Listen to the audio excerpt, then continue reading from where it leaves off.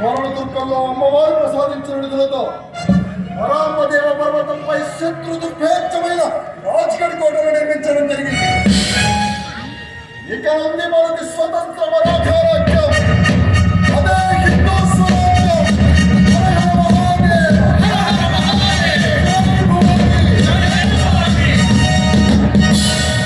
ఇప్పుడు మన గురుజీవుడు దాదాజీ మనకు కర్తవ్యాన్ని నిర్దేశిస్తారు.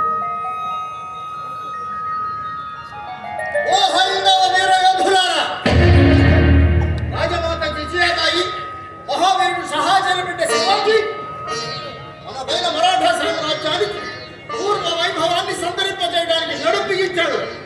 మీరందరూ సహకరించారు, చాలా సంతోషం. కానీ ఈ పరాజయాన్ని బీజాపూర్ సుల్తాన్ చూస్తూ ఊరుకోడు. కావున మనకు ప్రతి క్షణం